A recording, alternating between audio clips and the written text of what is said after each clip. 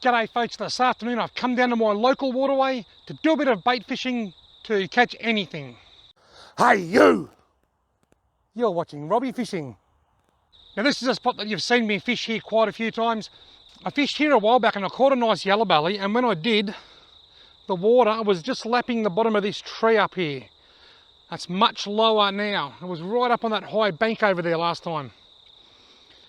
Now in years gone by I'd come here and I'd say I might catch a carp or I might catch a cod, but these days I could catch a carp or a cod or a golden perch or yellow belly or even a macquarie perch. There's a few of them getting around now. The river is in very good health.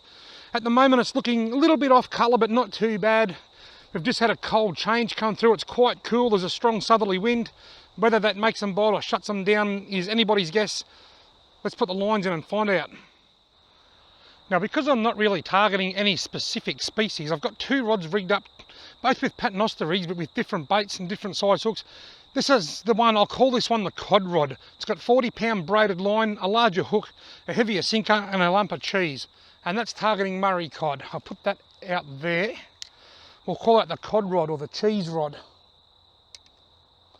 The other rod, this has got lighter line. Actually just put new line on this rod. Usually I run 6-pound Maxima Ultra Green, but when I went into adventure camping and fishing this afternoon, they didn't have any. So I put some 8-pound platypus on here. We'll see how that goes.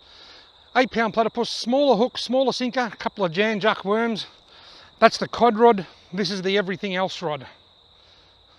This is the rod that's more likely to catch a yellow belly or a macquarie perch or even a carp. And there are a few carp in this area because of the backwater here. Usually it's really deep when I fish here, but at the moment, not so deep.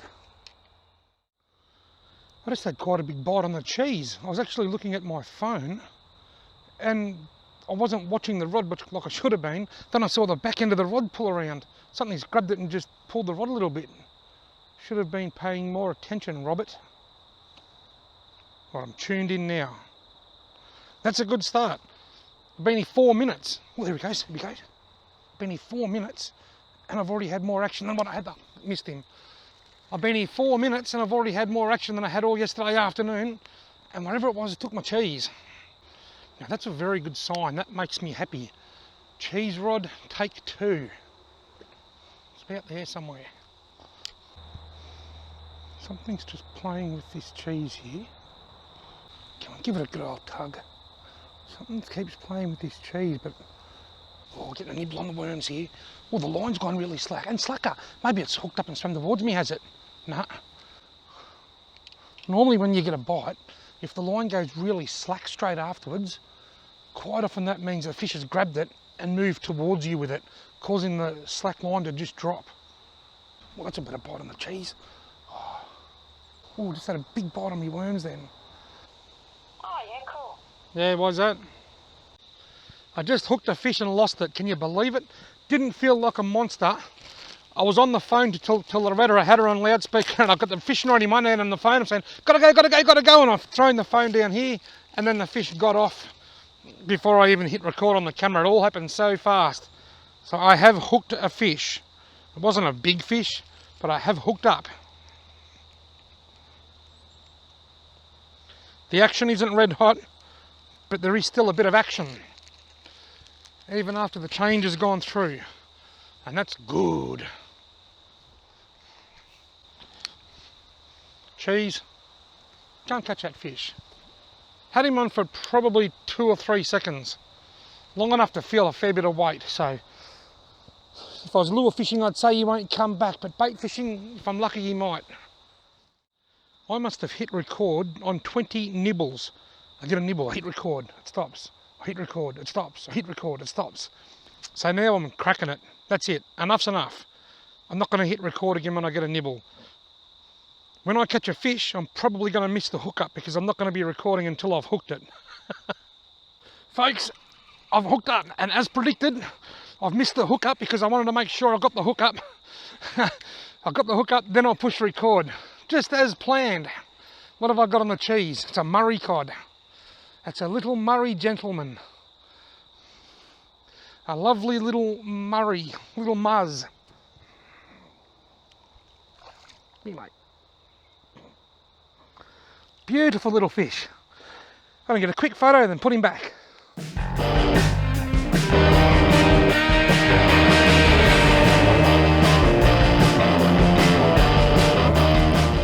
By no means is it a big fish, but at around about 45 centimetres, it's a nice little Murray cod.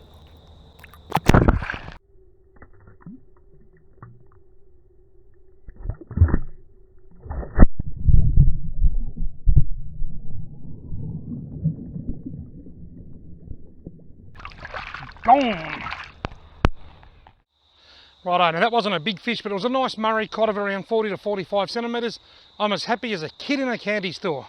Speaking of kids, I went to McDonald's the other day and I ate a kid's meal. His mum wasn't very happy, I can tell you. I was just having a look at that the photo of that Murray cod that I caught before. Now, I'm not lecturing anybody, but I know there's a few people that don't understand this sort of stuff, so I'm just trying to educate some people. You'll notice when I took the photo, I laid it down here where the ground is damp and cool, rather than up here where it's dry and in the sun and hot. I've done that deliberately because the cool, damp ground is better for the fish's health than the hot, dry ground. You know, the lid of an esky, if it's dry, isn't great. If you can find somewhere damp and cool, it's better for the fish. Like I said, I'm not lecturing anyone, but it's just something that some people may not understand. I don't need to lecture people. There's enough people on the internet doing that already without my help.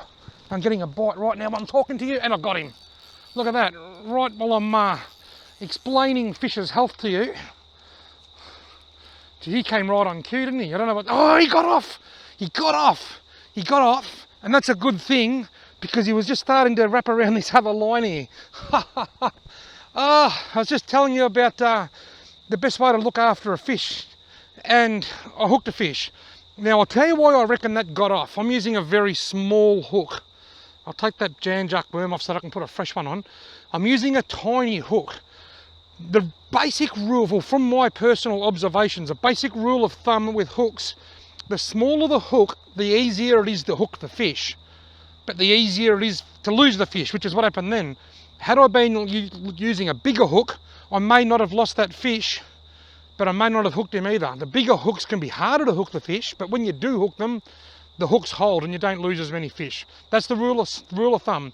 Small hooks, more hookups, more lost fish. Bigger hooks result in less hookups, but less lost fish. I reckon I got a real quick glimpse of its head when it came out and it looked like a little Murray cod, maybe only about 25 centimetres long. That's what I think it was. Anyway, let's get a fresh Jan-Juck worm or two on here and get it back in. Folks, I've missed the hookup again, but look at this monster of a fish I've just caught. It's a baby trout cod. What's going on here? He's not even hooked. I kid you not. I'll take the camera off. Look, he's not even hooked. The line's wrapped around him and hooked on itself around his fin. It's like he's lassoed. I've lassoed a trout cod. It's not even hooked. I'll put the camera back on my head while I untangle him. I don't know whether you'll be able to see this on camera or not. It's always a bit of a challenge knowing which way... What the hell? What is going on here? What have you done, mate? You have not got a hook in your mouth. Look, the hook's not even touching anything. What if I hold the hook and just wiggle him over there? There we go, look at that. I held the hook and wiggled him. There you go, folks. I just lassoed a trout cod, cowboy style.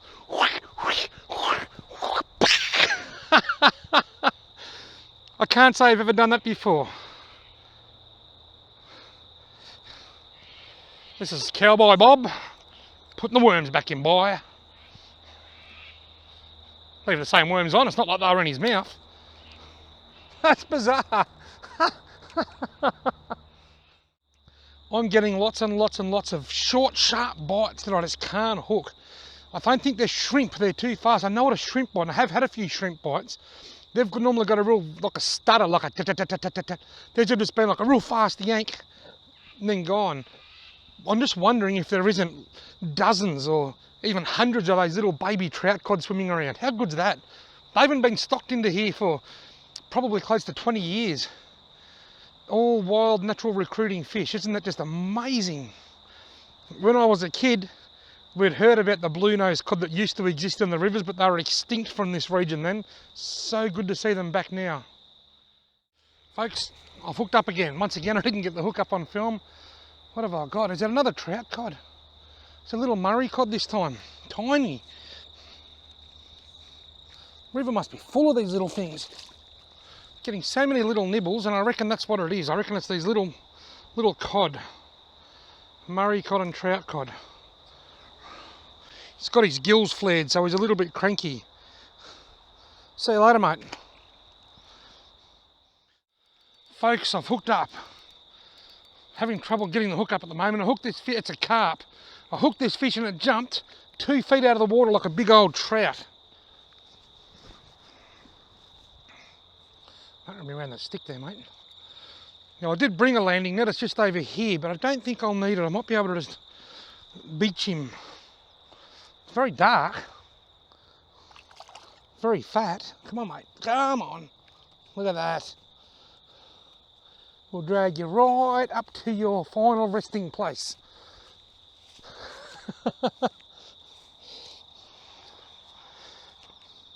Well, I've missed the hook up again. I've been struggling in that department today. But as you can see, I've just caught a carp.